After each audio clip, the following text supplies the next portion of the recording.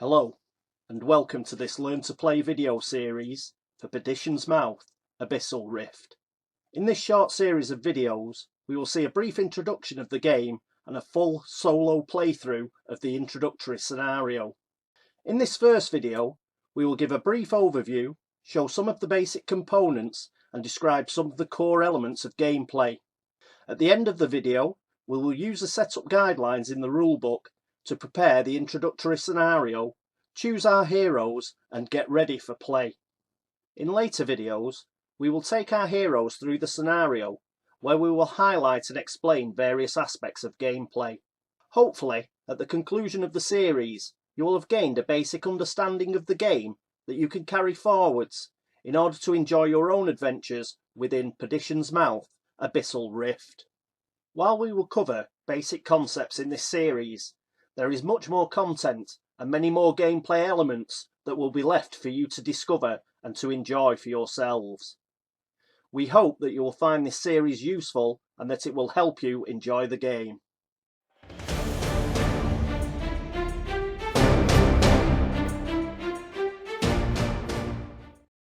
Perdition's Mouth, Abyssal Rift is a fully cooperative game for up to 6 players.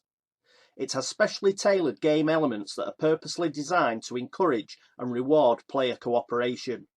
These elements include card decks which eliminate the need for dice, minimise luck, and incentivise strategic cooperative thinking.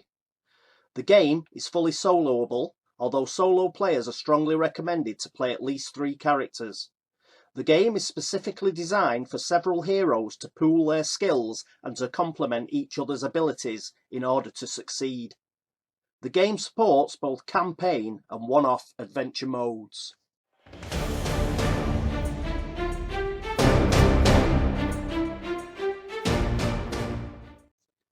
The game comes with a varied collection of heroes, all with unique and special abilities and statistics. Each hero has a unique skill set in the form of a tailored card deck and a unique miniature. Hero teams can be mixed and matched for variety and for tactical synergy dependent on scenario challenges and mission goals. In campaign mode, players are strongly recommended to consider all the supplied heroes as a resource pool. The campaign mode is designed to present many varied and challenging scenarios, all of which have map layouts and mission objectives that will require different abilities and skill sets. Being flexible in your hero choices on a scenario-to-scenario basis will greatly improve the chances of player success.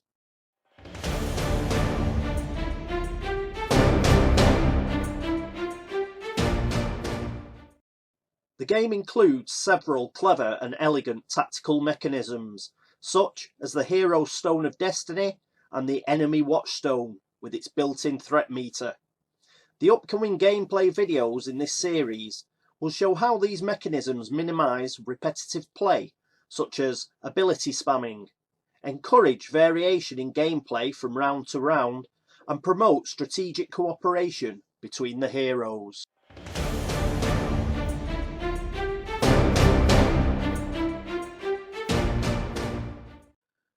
Replayability is based on several customizable variables that are built into the design.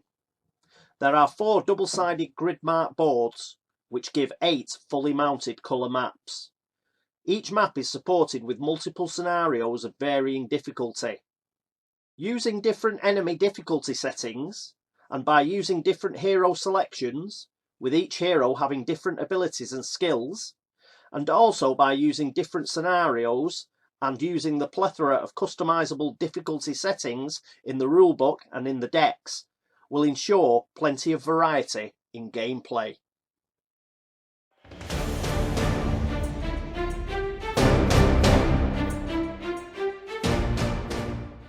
In addition, 2 mini expansions are also available, Witch's Grotto and the Hideout. These expansions provide even more maps, scenarios, heroes, and additional content. A further expansion is currently in development.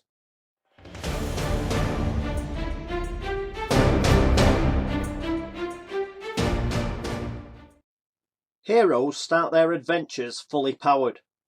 They will need to be, as Perdition's Mouth is no place for the weak. Although heroes do not level up in the classical sense, all heroes can improve by finding and equipping the many treasure items that can be found within the dark labyrinth of Perdition's Mouth itself. It is rumoured that some extremely powerful artifacts lie hidden in the dark. Heroes can also improve by rescuing victims, which will mean they will gain victim cards that will expand and improve their hero decks. But be very wary when opening any treasure chests in the mouth. Traps may lie in wait for the unwary and the unfortunate.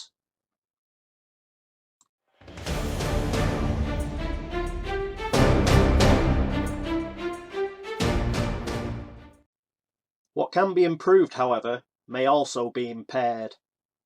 Heroes must try to avoid fatigue, hit point loss, and the taking of wound cards, all of which will adversely affect hero actions, abilities, and stats, such as combat, range, defense, and movement. Wound cards will enter a player's hero deck, where eventually that wound card and its detrimental effects will find its way into that hero's playable hand. Players with wounded heroes will encounter yet another layer of game strategy, that of knowing how and when to discard your hero's wound cards. Players must choose the right moment to discard, so as to ensure any detrimental effects are minimised. And remember, some wounds will be worse than others. Pray long and hard for those poor souls gaining infestations, for they may suffer a fate worse than death itself. All this is important, because healing and getting rid of fatigue is no easy matter in Perdition's Mouth Abyssal Rift. While some heroes may have special abilities or hero cards specifically for healing or banishing fatigue, resting is no guarantee of healing or getting rid of that fatigue.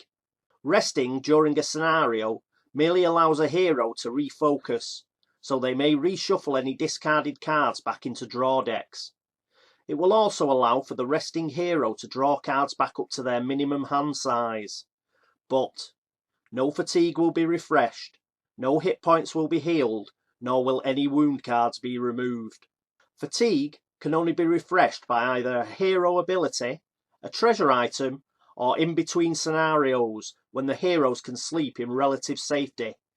But even that fitful sleep upon cold stone in between scenarios will not get rid of wound cards.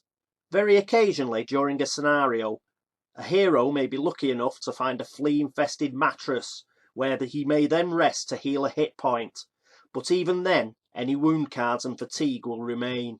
But if you select, manage and rotate your heroes wisely, and remain vigilant for those rare treasures that restore your hero's health or even heal those wounds, well, you may yet prevail.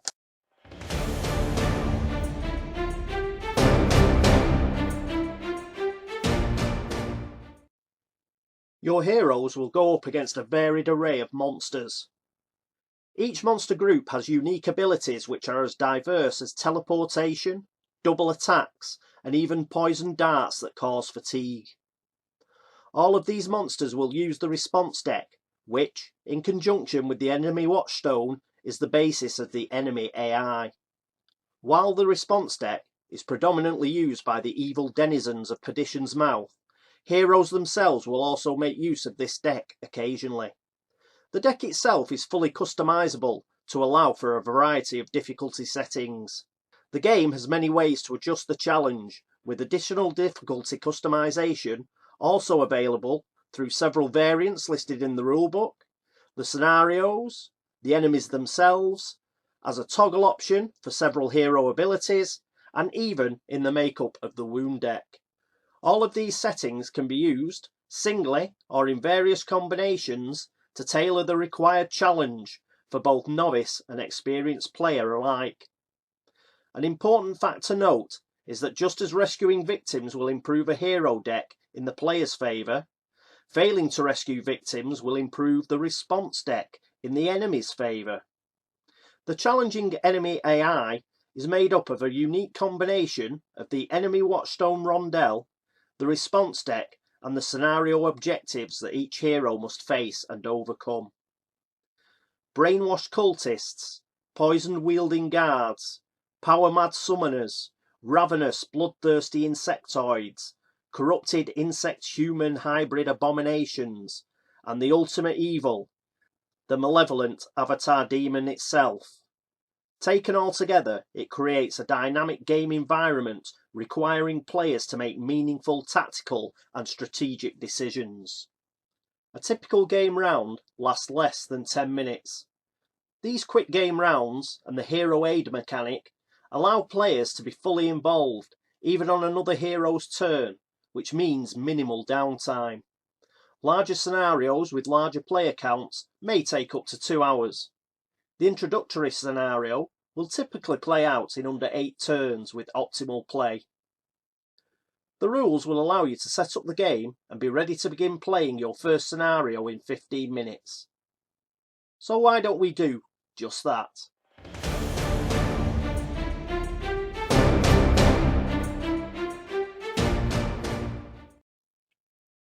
Hello and welcome back to the game setup.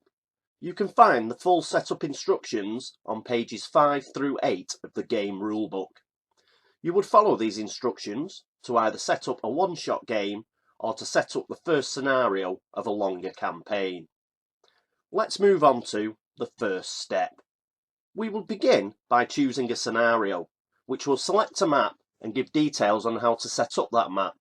We will choose a scenario from the selection available for entrance map 1. There are 2 scenarios that are available, 1A and 1B. We will choose the introductory scenario 1A, side entrance, as it is standard difficulty. The other scenario is of a harder difficulty that could also be played on map 1. Scenario sheet 1A lists details such as the enemy's starting locations, the location of the hero's entrance, the acolyte's exit and the dungeon level exit. We will reference these in the next step, where we will also place 3 doors in the locations indicated on the map. In the bottom right hand corner, the scenario sheet also gives details of the monsters that can be spawned onto the map during play. This will be referenced later during step 3. The scenario contains special rules regarding the spawning of bone worms that we will need to remember during play. In this scenario, any bone worms will spawn by the dungeon level exit token. There are no insectoid nests in this scenario, but usually insectoids like bone worms would only spawn from such nests. This is a good example of a special rule at play within a scenario. As with most scenarios, there is also a hard rules option listed on the sheet. We will ignore this option for the purposes of this introductory scenario, but it is available as a further customization option. We will now decide whether we are playing a campaign or one-shot adventure. If we wish to begin a new campaign, then we would consult the Playing a Campaign section on page 8 of the rulebook. However, we will be playing a single one-shot adventure in this Learn to Play series. In step 2, we will set up our map. As we are playing scenario 1A, we will use entrance map 1. Each map has a grid with both lettered and numbered axes. By using the scenario setup instructions, we can place the acolyte exit and the dungeon level exit tokens onto the map using the grid references provided. Then we will place the enemy figures on the map in a similar manner. We will now place the 3 door tokens on the locations marked on the map.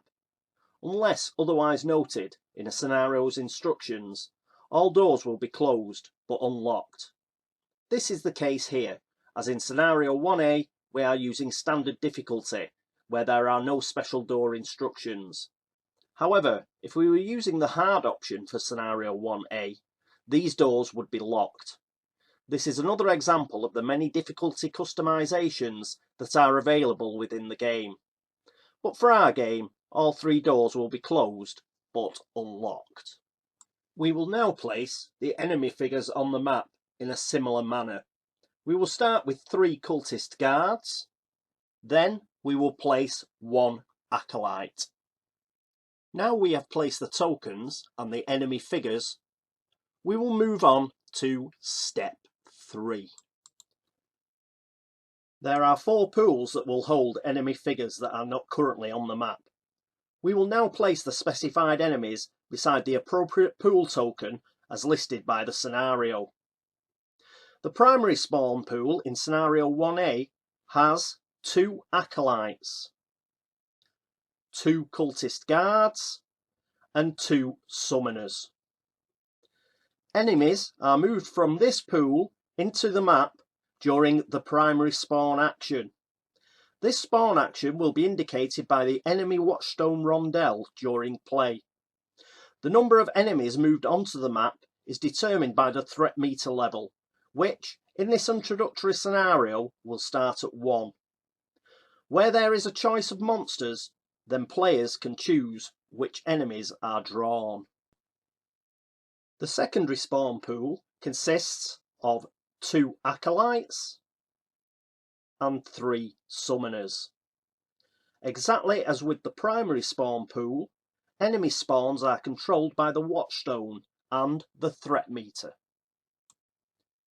The reserve spawn pool consists of 2 acolytes and 2 bone worms. Enemies from this pool are sometimes moved from this pool to top up the primary and secondary spawn pools. This is done during the enemy phase. We will see this during gameplay. Remember, we have special rules for the bone worms should they enter play. The dead enemy pool. This pool is empty at setup. We will place any enemies into this pool when they have been killed, so that they cannot return to the spawn pools to be respawned. Now that we have created our spawn pools, we can move on to step 4 and choose our heroes. Players each choose or randomly select one of the available heroes. As we are playing solo, we will use the recommended minimum of 3 characters. We are going to select Bastion, a warrior, Nifil, another warrior, and Elisa, a magus. These heroes have a range of abilities that will be particularly helpful during scenario 1A. They are also excellent entry-level heroes for beginner play. We will then take the following items belonging to these heroes. The hero sheets themselves show each hero's attributes and special abilities. Place the hero sheets where they are easily accessible to you. Please note that we will not be using the hard abilities on the hero sheets in this introductory playthrough. Again, this is another example of the difficulty customization available within the game. Next, we need the hero figures. These figures represent your hero on the map. Each figure begins the game off the map. You must take a move action during a hero's turn to move them onto the entrance square. We will see this when we begin the game in the next episode. Next are the hero markers. Place each hero marker on the starting hit point value on each corresponding hero sheet. Note that the starting value has a circle around it. This is not always the highest value, but with our selected heroes, it just so happens that the highest values are the starting values. Next, we will gather the hero cards. These cards boost hero actions or provide special abilities. Each hero has their own unique deck. We will draw the hero starting hands in the final part of setup. Finally, we will take the hero pegs. These will be placed on the Stone of Destiny and are used to track each hero's actions for each turn. These will be placed in the next step, step 5. The Stone of Destiny contains 8 spokes, which show the 8 available hero actions. Each hero spoke has 1, 2 or 3 holes, which can each hold a hero peg. We will now randomly determine the starting order for the initial placement of the hero pegs. We will place the first peg in one of the holes on the starting move spoke. This spoke is indicated by the dark central spike. Place the second peg in the adjoining special spoke. Then place each other peg in the following spoke, going clockwise, using 1 peg per spoke. With 3 heroes, we have therefore used the move, special and combat spokes. Make sure all the peg tops, which are shaped like shields, point outwards. This indicates the heroes are ready to act. After completing an action, a hero will turn their peg to point inwards, which will indicate that they have finished their turn. We have now prepared the Stone of Destiny. Next, we will need to prepare the enemy Watchstone. The enemy Watchstone contains the enemy actions, the spawn spokes and the threat meter. Place both enemy markers onto the start action spoke. This is the move spoke marked with the bloodstained artwork. These markers will be used to track enemy actions during a turn. Turn the threat meter's dial to its start space. This is the red number 1. The threat meter indicates the number of enemies that will spawn should the rondel trigger a spawn spoke. As this is a one-shot game, we will need to increase the threat meter by 1 space to begin with. Then we will need to additionally move it on by another space for each hero in play. This will be 3 more moves for us, as we are playing with 3 heroes. Including the initial rotation, this is a total rotation of 4 spaces.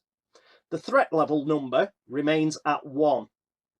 However, if we had a higher hero count, the threat meter number would transition to a 2, meaning 2 monsters would now spawn instead of just 1. Again, this is an example of another difficulty scaling mechanism within the game. Now we have prepared the enemy Watchstone, it is time to prepare the response deck.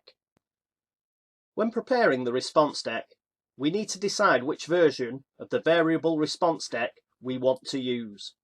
Standard, hard or low variation. We will use all of the response cards that are marked with the small red letter C for common. These common cards are used every time, regardless of difficulty setting, and form the basis of the response deck.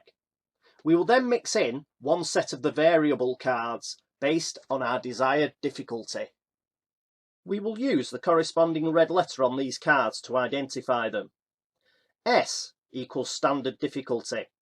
This is the default version of the response deck, containing cards with an average value of 2. This is the deck that we will be adding to the common deck for our introductory game.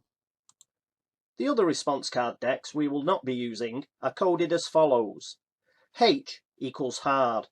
This set adjusts the average value of the deck to 2.5 rather than 2, which increases the game's difficulty significantly. This option is recommended for experienced players. Remember, the response deck helps enemies, so the higher the numbers in that response deck, the better it is for those enemies. L equals low variation. This set of cards reduces the overall variation of the deck, producing a slightly more predictable range of responses should that be desired. As we have selected a standard deck difficulty, we can return the hard and low response cards to the box. Now, time for our final setup step. Finally, we need to shuffle the following decks of cards and place them within easy reach. The response deck. We will be drawing from this deck to determine the amount of Watchstone spokes triggered during the enemy phase. Also, to determine enemy defense and attack modifiers, and occasionally to randomly determine certain game effects. We will shuffle the common cards together with the standard set that we chose earlier. The wound deck. When a hero takes a point of damage, we will draw a card from this deck and place it face down on top of that hero's draw deck without looking at it. We will only see what wound a hero has picked when it is drawn into their hand. We are using the standard difficulty deck, but other cards with greater difficulty can be added for a greater challenge. Treasure decks. We draw from these decks when a hero loots a treasure chest or is directed by a scenario to pick up a specific treasure. However, as there are no treasure chests or specific treasures in the introductory scenario, we can return these decks to the box. These will be included in most later scenarios. Next is the Victim Hero deck. These hero bonus cards are added to a hero's draw deck when they rescue a victim. As we have no victims in this scenario, this deck can also be returned to the box.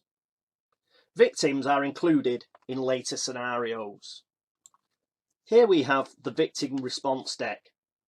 As with the previous deck, these enemy bonus cards are added to the response deck when victims die. These cards can also be returned to the box for the purposes of this scenario. We will also set up the following components: the Cultist and Insectoid enemy reference cards. We will place these cards where they can be easily consulted. These reference cards show the enemy's attributes. They are double-sided with both a standard side and a hard side. For the introductory scenario, we will be using the attributes on the standard difficulty side. Finally, we have hero decks and starting hands. We will shuffle each hero deck individually, drawing the starting hands for each hero. We will draw the number of cards shown by the starting hand size listed on the hero sheet. This is 4 for Bastion, 5 for Elisa, and 5 for Niffle. I will go through the hero cards and their effects in greater detail during gameplay. And there we are. We are all set up and ready to play. Please join me next time as we begin our adventure in Perdition's Mouth, Abyssal Rift. Until the next episode, goodbye.